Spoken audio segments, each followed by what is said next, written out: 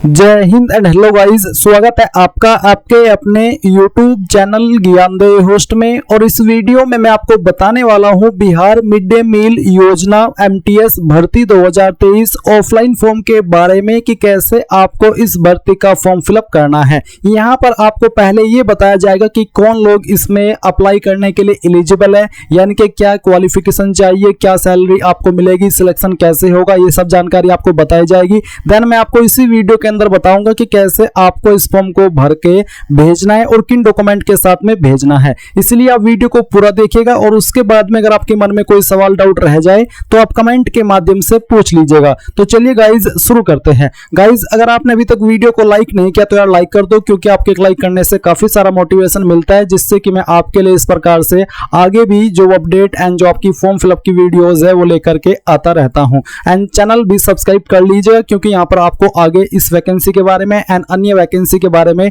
Time to time update मिलते रहेंगे।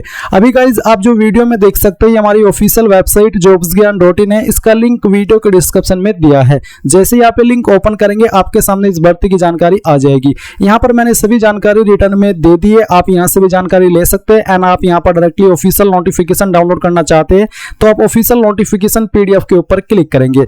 अब इसके ऊपर क्लिक करने के बाद आप यहाँ पर देख सकते हैं बिहार सरकार शिक्षा विभाग मध्याह्न भोजन योजना निदेशालय, यानी कि मिड डे मील योजना। तो मिड डे मील योजना के तहत ये आपकी जो भर्ती है वो की जा रही है, जिसमें कि यहाँ पर जो आपकी नियुक्ति होगी या फिर कह लीजिए कि जॉब लोकेशन रहेगी वो आपकी इन सभी डिस्ट्रिक्ट के अंदर होगी, जो कि यहाँ पर आपको मेंशन किए गए हैं। तो इनके अंदर आपकी यहाँ पर नियुक्ति की जाएगी। तो ये सभी डिस्ट्रिक्ट इसके अंदर पार्टिसिपेट कर रहे हैं। अगर आपका डिस्ट्रिक्ट इसके अंदर है तो इसका मतलब है कि आप भी इस फॉर्म को भर पाएंगे। एंड जो फिर आपका सिलेक्शन होकर के नियुक्ति होगा या फिर जो आपका पोस्टिंग होगा वो आपके ही जो नजदीकी सरकारी स्कूल है या फिर आपके जो विलेज का सरकारी स्कूल है उसके अंदर आपका जो पोस्टिंग है वो किया जाएगा। इसमें गाइस जो आपकी इंपोर्टेंट डेट्स है उसके बारे में अगर बात करें तो ये जो नोटिस आया था 20 अगस्त 2023 को आया था, बट इसकी लास्ट डेट कोई नहीं दी गई है। जिसका मतलब ये हो जाता है कि जितना भी जल्दी आप इस फॉर्म को भर रहे हैं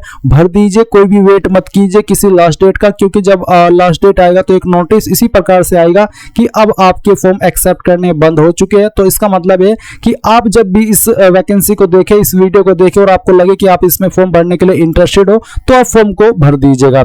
इसके बाद गाइज आप यहाँ पर नीचे आएंगे, जो इंस्ट्रक्शंस आपको दिए गए इसके बारे में वो आप पढ़ेंगे। आपको किसके तहत इसमें पोस्टिंग कराई जा रही है उसकी जानकारी आपको दी गई है। तो इसमें आपको यहाँ पर MTS की ये पोस्ट है, यानी कि मल्टीटास्किंग स्टाफ। एंड जो इसमें आपका सिलेक्शन किया जाएगा, सिलेक्शन आपका यहाँ पर मेरिट के द्वारा किया जाएगा, यानी कि इसमें आपका कोई एग्जाम नहीं है। आप जितने भी लोग इसमें फॉर्म को भरेंगे उनकी फॉर्म की जांच की जाएगी। उसके बाद में फिर यहाँ पर गाइज आपका डॉक्यूमेंट वेरिफिकेशन होगा, यानी कि जो कैंडिडेट इसमें शॉर्टलिस्ट कर ले जाएंगे उन सभी को बुला करके उनका डॉक्यूमेंट वेरिफिकेशन किया जाएगा। अब गाइज बात करते हैं कि फॉर्म आपको कैसे मिलेगा, कहां से मिलेगा और कैसे आपको फॉर्म को भरना है इस बारे में। तो गाइज जो मैंने लिंक दिया है इस वीडियो के डिस्क्रिप्शन में हमारी वेबसाइट का, ये आप ओपन करेंगे तो आपको यहाँ पर इंपोर्टेंट लिंक्स के सेक्शन में डाउनलोड एप्लीकेशन फॉर्म PDF मिलेगा। आप इसको जैसे ही ओपन करेंगे आपके सामने ये एप्लीकेशन फॉर्म का परफॉर्मा आ जाएगा। आप यहाँ पर इसको डाउनलोड कर लीजिएगा और डाउनलोड करने के बाद में आपको इसको A4 साइज का जो पेपर होता है उसके ऊपर प्रिंट कराना है।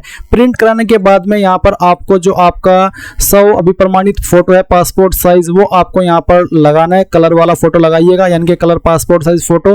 फिर यहाँ पर आपको जिला का नाम, जिस जिले के लिए आप फॉर्म को भर रहे हैं वो जिला का नाम आप यहाँ पर लिखेंगे। फिर यहाँ पर आपको आपका नाम लिखना है, पिता पति का नाम, अगर शादी हो चुकी है तो पति, नहीं तो पिता का नाम आप लिखेंगे। आपकी जन्म तिथि लिखेंगे, आरक्षण कोटि यानी कि आपकी कास्ट कैटेगरी कौन सी है, SC ST OBC जनरल जो भी है वो आप यहाँ पर लिख दीजिए। किसी के लिए भी कोई एप्लीकेशन फीस नहीं है। गृह जिला, आपका होम डिस्ट्रिक्ट कौन सा है, ऊपर जो आपने भरा वो आपने जिस जिले के लिए अप्लाई किया फर्स्ट पॉइंट में वो लिखा, और यहाँ पर आप 6 पॉइंट में आपका होम डिस्ट्रिक्ट लिखेंगे। आपका जो प्रेजेंट एड्रेस है वो आप स्थायी पता के सामने लिखेंगे, सॉरी जो आपका परमानेंट एड्रेस है वो आप यहाँ पर स्थायी पता में लिखेंगे, और जो आपका वर्तमान पता यानी कि प्रेजेंट एड्रेस है वो आप 8 पॉइंट के अंदर लिख देंगे। फिर 9 पॉइंट में आपका जो मोबाइल नंबर है, चाहे 2 है 3 है, वो आपको यहाँ पर दोनों तीनों डाल देने हैं। अगर एक है तो आप एक ही लिख दीजिएगा। फिर 10 पॉइंट में आप अपनी ईमेल आईडी लिखेंगे। 11 में जो आपका आधार नंबर है वो आपको लिखना है। 12 में आपका जो पैन नंबर है वो आपको यहाँ पर देना है, अगर नहीं है तो आप खाली छोड़ दीजिएगा। फिर आती है शैक्षणिक योग्यता यानी कि क्वालिफिकेशन की जानकारी। तो इसमें आप सबसे पहले मैट्रिक की जानकारी भरेंगे। तो परीक्षा उत्तीर्ण का वर्ष आपने किस साल के अंदर आपकी 10वीं पास की है, जैसे कि 2015, 2012, 2010, 2011, जो भी ईयर में की है वही आप यहाँ पर लिख दीजिए। बोर्ड विश्वविद्यालय का नाम आप यहाँ पर चाहे तो बोर्ड का नाम दे सकते हैं जिस बोर्ड से आपने की है, या फिर आपके जो स्कूल कॉलेज है उसका नाम। तो मैं आपको प्रेफर करूंगा कि आप बोर्ड का नाम लिख दीजिए, जैसे कि बीएससी यानी कि Bihar board, UP board, CBSE board, ICSE board, या जो भी आपका बोर्ड है वो आप यहाँ पर लिख दीजिएगा। पूर्णांक टोटल नंबर कितने थे, तो अगर टोटल नंबर आपके मान लीजिए 600 थे या 650 थे या फिर 700 थे तो वो आप यहाँ पर पूर्णांक के अंदर लिखेंगे। प्राप्तांक के अंदर आप वो नंबर लिखेंगे जो कि आपको प्राप्त हुए थे। जैसे कि एग्जाम्पल के लिए मुझे 600 में से 580 नंबर आए थे तो मैं यहाँ पर पूर्णांक में 600 लिखूंगा और प्राप्तांक में 580 लिखूंगा। तो ऐसे ही आपको यहाँ पर जो नंबर प्राप्त हुए थे वो प्राप्तांक के अंदर लिखने हैं। प्रतिशत आपकी कितनी थी, यानी कि कितनी परसेंटेज आपकी बनती है आपके नंबर के अकॉर्डिंग, वो परसेंटेज आप लिख देंगे। श्रेणी आपकी श्रेणी क्या थी, फर्स्ट, सेकंड या फिर थर्ड। जिनकी 60+ % होती है वो फर्स्ट श्रेणी के अंदर आते, तो आप यहाँ पर फर्स्ट, सेकंड इस तरह से लिख दीजिएगा। अगर आपने 12वीं भी की है तो आप 12वीं की जानकारी भी सेम तरीके से भरिए जैसे कि अभी मैंने आपको 10वीं की जानकारी एक्सप्लेन करके बताई है। यानी कि आपका पासिंग ईयर, आपके बोर्ड का नाम, आपके टोटल नंबर, जो नंबर आपको उसमें से आए थे वो प्राप्तांक के अंदर, आपकी परसेंटेज और आपकी श्रेणी। सेम वे में आप ग्रेजुएट की इंफॉर्मेशन भी दे सकते हैं। अगर आपने की है, नहीं की है तो आप इसको खाली छोड़ दीजिए। फिर यहाँ पर 14 पॉइंट है कंप्यूटर संबंधी योग्यता। अगर आपके पास कोई है तो आप यहाँ पर यस लिखिए, नहीं तो आपको नो लिखना है। अगर आप यस लिख रहे हैं तो फिर आपको बताना कि आपके पास कंप्यूटर का कौन सा सर्टिफिकेट है, यानी कि यस लिखने के बाद में आपका जो भी सर्टिफिकेट है कंप्यूटर का वो भी आप आगे लिख दीजिएगा। 15 पॉइंट है कार्य अनुभव यानी कि एक्सपीरियंस। तो अगर आपके पास है तो 15.1 में कि किस प्रकार का कार्य किया गया है। तो अगर आपके पास कोई एक्सपीरियंस है वो आप यहाँ पर लिख दीजिए कि किस तरह का आपने कार्य किया है, किस संस्था के अंदर किया है वो आप संस्था का नाम के सामने लिखेंगे। कितने माह का यानी कि कितने महीने या फिर कितने साल का आपके पास एक्सपीरियंस है वो आप 15.3 के अंदर लिख देंगे। इसके बाद आप मैं के सामने आपका जो नाम है वो लिखेंगे और इसके बाद में यहाँ पर जो सेवा प्रदाता संस्था के प्राधिकृत प्रतिनिधि का नाम है। अब यहाँ पर क्या लिखना है, किसका नाम यहाँ पर लिखा जाएगा, प्राधिकृत प्रतिनिधि का हस्ताक्षर और आवंटित जिला का नाम। ये आपको किसको ये जानकारी भरनी है वो आप यहाँ पर समझ लीजिए, क्योंकि इसमें आपको प्रॉब्लम आ सकती है। तो गाइज ये जो आप यहाँ पर नोटिफिकेशन देखे थे, इसी नोटिफिकेशन में आपको यहाँ पर ये सभी जो कंपनी है वो दी गई है। इन कंपनी के द्वारा आपकी यहाँ पर पोस्टिंग की जाएगी, यानी कि यही आपको ऑथोराइज्ड करेंगे सिलेक्शन देने के लिए, क्योंकि जो बिहार सरकार है उन्होंने इनको काम सौंपा है आपको सिलेक्ट करने का।